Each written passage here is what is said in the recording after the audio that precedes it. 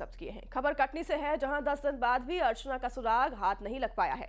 GRP को अब तक कोई भी सुराग हाथ नहीं लगा है। सोचिए आप, 9 दिन बीत चुके हैं, 10वां दिन है आज। लगातार अर्चना की तलाशबीन की जा रही है। चलते ट्रेन से आखिरकार अर्चना गायब हुई तो हुई कहां? अर्चना का परिवार पुलिस से मिलने पहुंचा था, वो भी अब घर वापस लौट गया है निराश होकर। तो वहीं लगातार पुलिस का यह दावा है कि टीमें तलाश में जुटी हुई है और सर्चिंग अभियान बढ़ाई गई है। जबलपुर, कटनी समेत साइबर टीम जो है तलाश कर रही है।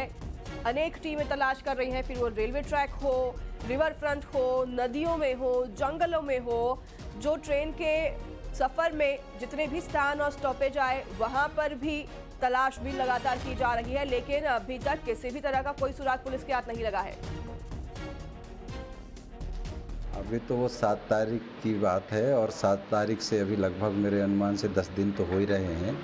अभी तक कोई नया अपडेट नहीं आ पाया है और न कोई इस प्रकार की कोई जानकारी मिली है। हमें लगता है कि हमारी जो टीमें कटनी, गाडरवारा, पिपरिया और इटारसी और भोपाल की टीमें बाहर गई हैं, कोई ना कोई सफलता ज़रूर हासिल लगेगी, जिसको हमारे अधिकारियों के द्वारा खुलासा किया जाएगा। पुलिस अलग अलग पॉइंटों में काम कर रही है, अलग अलग उसमें सीडीआर में वर्क हो रहा है, लोकेशनों में वर्क हो रहा है, पर सफलताएं नहीं मिल पा रही है।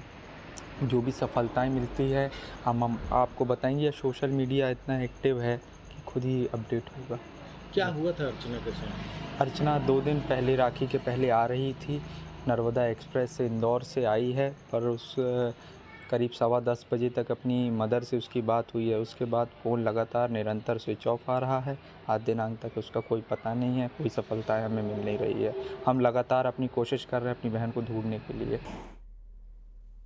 भोपाल का रुख करते हैं, हमारे साथ संवाददाता वासु चौरे जुड़ गए हैं। वासु, ये जो लगातार कार्रवाई की जा रही है पुलिस की तरफ से, हालांकि पुलिस कह रही है कि हम हर जगह पर सर्चिंग अभियान चला रहे हैं, फिर रेलवे ट्रैक हो, नदी हो, जंगल हो, लेकिन अभी तक सुराग नहीं लगा। ये कैसे पॉसिबल है वासु कि ट्रेन में लड़की मौजूद थी, एसी कोच में, जहां पर कैमरेस भी होते हैं, फिर भी ना ट्रेन में पता चल पाया है कि कहाँ है, ना स्टेशन के द्वारा कहीं पता चल पाया कि कहाँ है, तो गई कहाँ अर्चना तिवारी?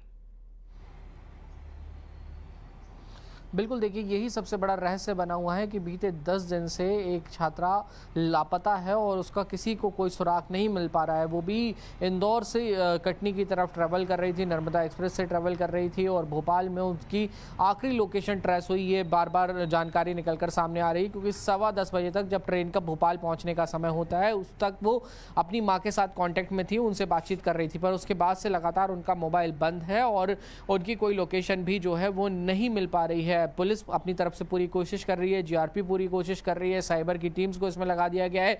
5-6 जो अलग अलग रेलवे स्टेशन से जो इस ट्रैक पर पड़ते हैं वहां पे अलर्ट जारी किया गया है। सभी जगहों के जो सीसीटीवी कैमरे हैं वो पूरी तरीके से खंगाल लिए गए हैं, लेकिन उसके बावजूद अब तक कोई भी ऐसा क्लू नहीं मिल पा रहा है जिससे अर्चना तक पहुंचा जाए। राखी के लिए अब अर्चना जो है वो इंदौर से निकली थी और कटनी अपने घर जा रही थी। परिजनों को बेसब्री से इंतजार था कि हमारी बहन, हमारी बेटी घर आएगी और सब लोग साथ में मिलकर राखी का त्यौहार मनाएंगे, उसके बाद जन्माष्टमी का त्यौहार मनाएंगे, लेकिन ऐसा कुछ भी नहीं हुआ। बहुत ही रहस्यमय तरीके से चलती ट्रेन से ही अर्चना जो है वो गायब हो गई।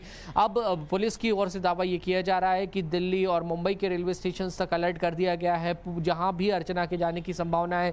अर्चना की जितने भी रिलेटिव्स हैं, दोस्त हैं जो अलग अलग शहरों में रहते हैं, उन तक पहुंचने की कोशिश की गई है। ऐसी भी जो जानकारी जुटाई जा रही है कि कहीं किसी से कोई अर्चना का विवाद तो नहीं हुआ था या कि कोई अन्य तरीके की कोई वजह तो नहीं हो सकती।